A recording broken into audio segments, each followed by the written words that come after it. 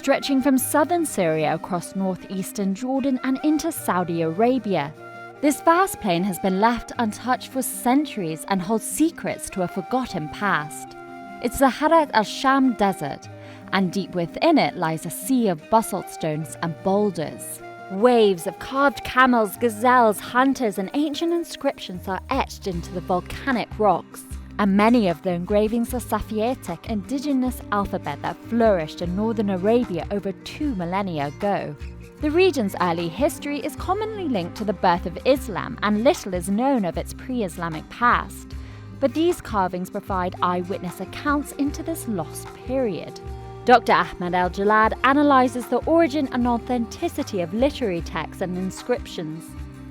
There are two ancient Arabias. There's the ancient Arabia of mythology and folklore, and then there's the real ancient Arabia. To study that real world, you have to go out into the field. You have to do surveys, you have to excavate, you have to read these inscriptions.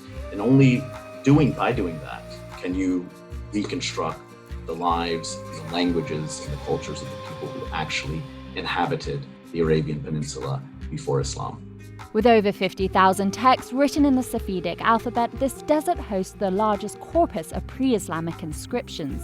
It also attests to the earliest stages of the Arabic language, challenging the notion that Arabic first materialized in the 1st century CE, but in fact emerged before the rise of Christianity. By creating an online dictionary and grammar portal, Ahmed has started to write the first evidence-based history of Arabic and its speakers before Islam.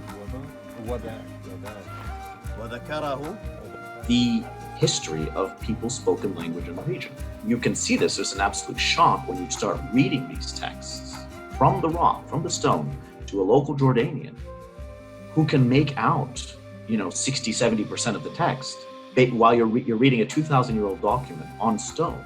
These rock drawings are considered one of the first forms of graffiti and the earliest forms of artistic expression in the region. When Jordanian artist Rawan al-Adwan stumbled upon the Safedic sketches, she was surprised to learn how little was known of her country's early history. Since I have seen them, I studied them to observe their beauty in the desert.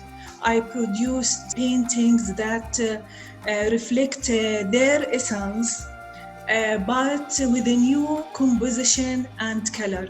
For both Ahmed and Rawan, documenting and preserving the ancient stones is vital, because the more we know about these relics, the deeper our understanding of the Arab world's cultural and linguistic origins may become.